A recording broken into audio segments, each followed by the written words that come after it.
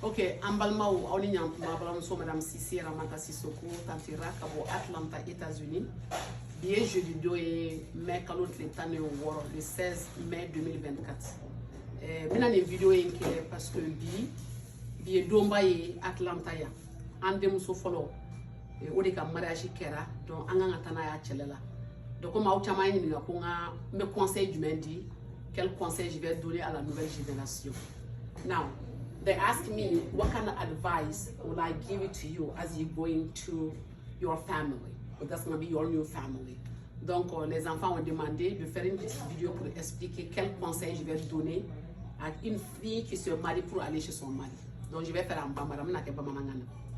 Mais il faut follow, Fatim. Mais doit oublier, kosobe. Ala ka ni che kambe. Ala ka ka furu ke shiman fla ka furu. An bɛɛ b'a dɔn ko furu man nɔgɔn ni mɔgɔ bɛ furu i bɛ b'i ka so i bɛ taa dɔ ka so e n'a tigi aw ma lamɔ ɲɔgɔn kan aw baw tɛ kelen ye aw faw tɛ kelen ye mais aw bɛ taa fara ɲɔgɔn kan ka fɛn kura dilan o fɛn kura dilanni a bɛ caman ta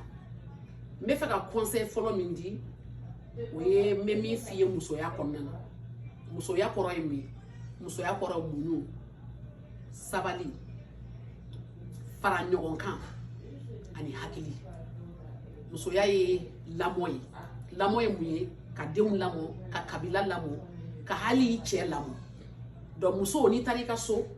i ka baara fɔlɔ o y'i cɛ n'a balimaw u ka fara ɲɔgɔn kan hali n'i y'a sɔrɔ i cɛ bɛ yen a y'a f'i ye k'a n'a kɔrɔkɛ tɛ kuma a n'a dɔgɔnin a mɔgɔ dɔ i ka baara fɔlɔ ale n'a ka mɔgɔw ka bɛn e tɛ fɔlɔ o y'i ka baara fɔlɔ i ka mission fɔlɔ de y'o ye i ye fɛn o fɛn ye min y'u fara i b'u fara ɲɔgɔn kan filanan i bɛ fɛn o fɛn kɛ i b'i cɛ n'a balimaw bɛɛ kɛ kelen ye i cɛ balimakɛ i cɛ balimamuso ani cɛ bɛɛ b'a kɛ kelen ye n'i ye dumuni di cɛ ma i b'a di balima bɛɛ ma i b'i cɛ n'a bɛɛ kɛ ɲɛ cɛ ba o bɛ komi i ba cɛ fa a bɛ komi i fa cɛ ka famille a bɛ komi e nana de ka famille kɔrɔta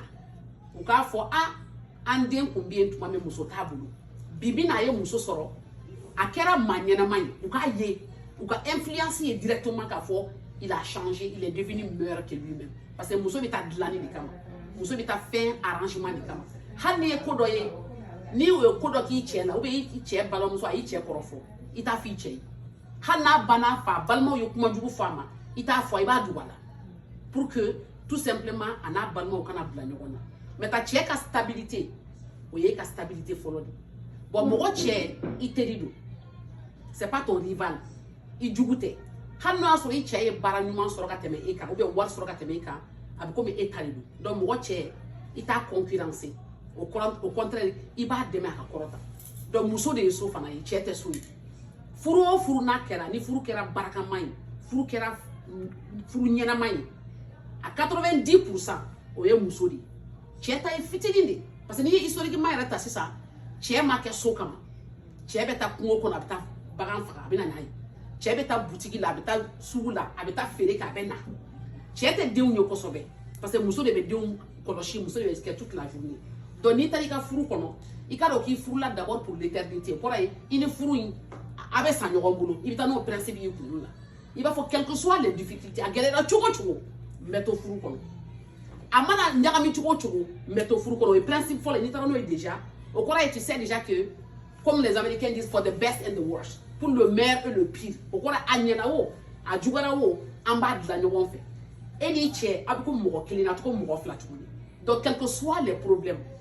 i tɛna ni problème bɛɛ fana ye so vous gérez entre vous n'a ye ko dɔ k'i la min ma diya i ye n'i y'a fɔ i ba n'i fa ye maintenant ni aw jara don min i ba n'i fa o tɛna yafa a bɛ t'u kɔnɔ e dun ta a bɛ tɛmɛ donc il y a des choses a bɛ k'i la i b'a ku i t'a fɔ pas parce que a ma digi la mais i b'a fɔ i kɔnɔ ne bɛ se k'a ku ne ni bɛ bɛn après mais ne ba a bɛ ne de fɛ donc ni kojugu kɛra ne na n'a bɛ digi ne ba la ne ba tɛna yafa o de la ni ko kɛr'i la i b'a dilan parce que i ye responsable i ye mɔgɔkɔrɔba ye donc i bɛ ko dilan ka ko datugu pour que i cɛ ani balimaw ka bɛn i cɛ a n'a balimaw ka bɛn parce que cɛ de ye chef de famille parce que tuma dɔ la an b'a minɛ ko parce que on est des femmes émancipées an b'a minɛ an ni cɛ ka kan non tubabukan na fɔ nous sommes différents mais égaux an ka kan mɛ an tɛ kelen ye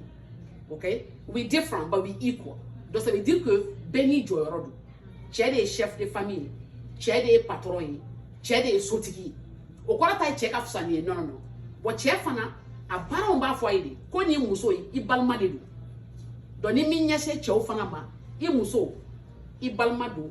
i teri don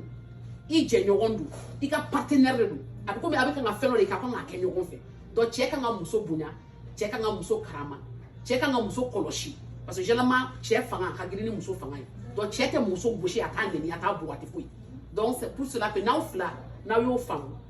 aw b'a dɔn aw hakili la que votre mariage c'est pour l'éternité donc n bɛ fɛ k'o conseil de di k'a fɔ ni furu o furu n'a kɛra n'a mɛnna c'est parce que dɔ de sabalila o ye muso ye dɔ de muɲuna o ye muso ye dɔ de y'a to yen n'aw bilala ɲɔgɔn na sisan k'a fɔ ma yafa ma a b'an ka k'i ma ko gɛlɛn ye je m'excuse I'm sorry ça doit être un mot que tu utilises même si lui ne dit pas c'est pas important parce que cɛ k'a fɔ yafa ma a ka gɛlɛn cɛ ma parce que cɛ hakili cogoya de don muso k'a fɔ yafa ma o kan ka nɔgɔya muso ma m'a dabɔ a kama mantugu hakɛ to et puis u bɛ ko bɛɛ ban ɲɛna donc n bɛ dugawu kɛ ala ka furu kɛ siman fila ka furu ye ala ka o kan bɛn